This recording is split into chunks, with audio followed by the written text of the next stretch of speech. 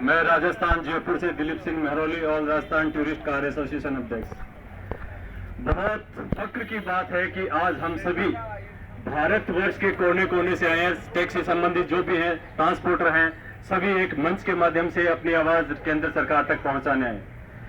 केंद्र सरकार के द्वारा जो ये नियम लागू किया जा रहा है या 1 अप्रैल से लागू हो रहा है, जैसे अभी आपने बताया कि इसकी कोई सार्वजनिक सूचना नहीं होती। पहले ढोल बजा के बताया जाता था, लेकिन अभी एक इनकी वेबसाइट बना दी जाती है।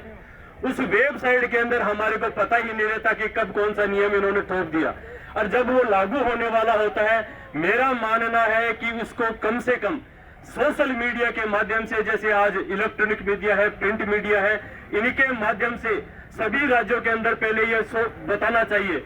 जितने भी संगठन भारत के कोने कोने से बने हुए हैं, उनके एक एक पदाधिकारी को बुलाकर या उनके वहीं से राज्य सरकार के द्वारा विचार मांगकर उनसे पहले लेना चाहिए कि इसमें क्या नुकसान होने वाला है और क्या नहीं। अगर यह नियम लागू हो गया तो वास्तव में बहुत बड़ी चिंता का विषय हो जाएगा। हर साल हमारे को 25,000 रुपए से लेकर 75,000 रुपए तक हर साल हमारे को पे करना पड़ेगा, जो हमारा कस्टमर हुआ करता था वो दिया करता था, लेकिन अब वो भार हमारे पे पड़ने वाला है।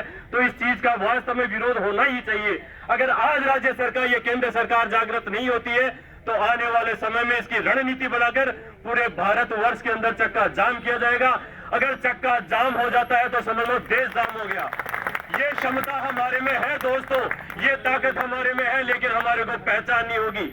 अगर हमने अपना चक्का जाम कर दिया तो ना तो कोई अपने घर से ऑफिस आ सकता है, ना ही संसद भवन से घर जा सकता है।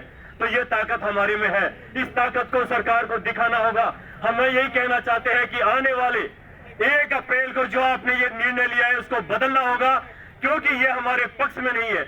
हर बार हमारे पे कोई न कोई नया नियम थोप दिया जाता है, और वो थोप इसलिए जाता है क्योंकि हम घर में कोई भी गाड़ी नहीं चला सकते।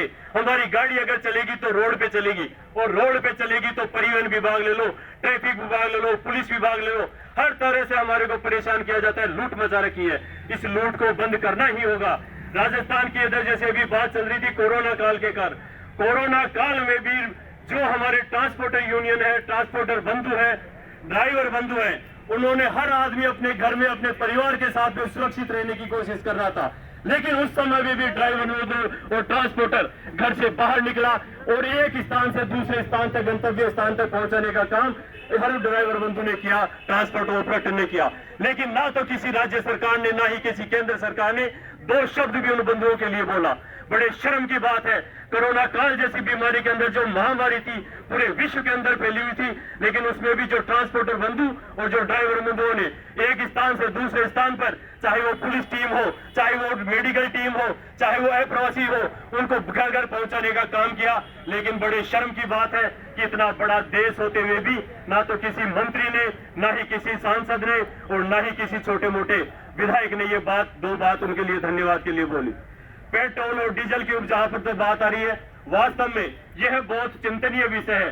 हमारे को तो डीजल डलाना ही पड़ेगा, लेकिन अगर रेट देखी जाए तो आज भी वही 5 या 6 साल पुरानी रेट हमारे को टैक्सी के अंदर मिल रही है। हम जब कहते हैं जो हमारी सवारी, जो हमारा पैसेंजर होता है, उससे हम मांग करते हैं कि नहीं पेट्रोल बढ़ गया है, तो बोला उससे कोई फर्क नहीं पड़ता, कमियां कुछ हमारी भी रह जाती है। दूसरे बंधु भी मजबूर है कि अगर 16 रुपए की रेट टेम्पो ट्रेवलर की चल रही है, वो चुपचाप ले जाते हैं। उसकी मजबूरी यह है कि वो उसको अपने परिवार का पालन पोषण करना है, उसको किस्त जमा करानी है, उसको बिजली का बिल भरना है, उसको अपने परिवार का खर्चा चलाना है। तो कहीं ना कहीं मजबूर है। उस मजबूर भाई की हमारे को मदद करनी चाहिए, उसकी सोच पे थोड़ा सा विचार करना चाहिए, उसके बारे में गलत ना सोचे।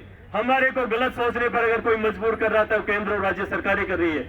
आज अगर देखा जाता है तो पूरे भारत के अंदर सबसे ज्यादा अगर कहीं वेट है तो राजस्थान सरकार के अंदर है।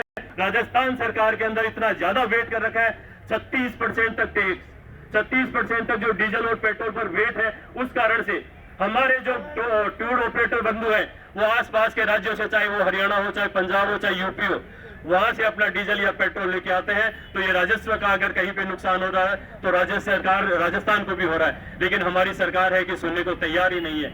कई बार हमारे से बता रहा हूं मैं, बिना पूछे नए नए नियम थोप दिए जाते हैं। आज आप सभी लोगों ने इस मंच पे आकर एकता का जो परिचय दिया है, वास्तव में बहुत ही सराहनीय है, और ऐसे कदम उठाते रहने चाहिए। विचारों के माध्यम से, शक्ति प्रदर्शन के माध्यम से इन सरकारों को चेतावनी देते रहना चाहिए। जैसे भी बताया कि हर राज्य के अंदर टैक्स नीति अलग अलग बनी हुई है। कहीं पर सीट बनी हुई है, तो कहीं किलोमीटर के हिसाब से बनी हुई है, कहीं मंथली बनी हुई है, तो कहीं क्वार्टर के हिसाब से बनी हुई है। मेरे यही समझ में नहीं आया, जहां पर पैसेंजर जाता है वो खुद कंफ्यूज है और हम खुद कंफ्यूज है कि उससे अगर रेट बताएं तो किस हिसाब से बताएं।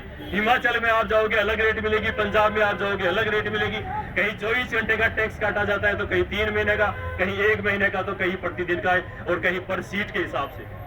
तो ये जो नीतियां हैं, ये जो उन्होंने नियम लागू कर रखे हैं, इन नियमों का हम पूर्णतः विरोध करते हैं। और आप सभी लोग यहाँ पर वास्तव में आ जाए, और ये शक्ति का जो प्रदर्शन हम लोग यहाँ पे कर रहे हैं, ये शक्ति प्रदर्शन तो आज एक शुरुआत है।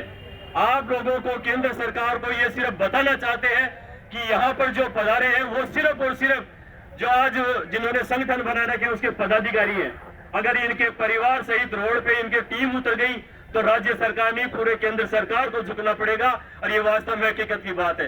आज करीब पूरे भारतवर्ष के अंदर 20 करोड़ से ज्यादा ट्रांसपोर्टर हैं जो अपनी गाड़ी है, उनके पीछे उनके परिवार भी आप देख लो कितना बड़ा हमारा संगठन है, हमारा परिवार है। हम इनको रोड पे नहीं उतारना चाहते, लेकिन अगर केंद्र सरकार और राज्य सरकारें अपनी मन मर्जी हट धर्मिता पर उतरी तो हमारे को मजबूरन ये कदम भी उठाना पड़ेगा।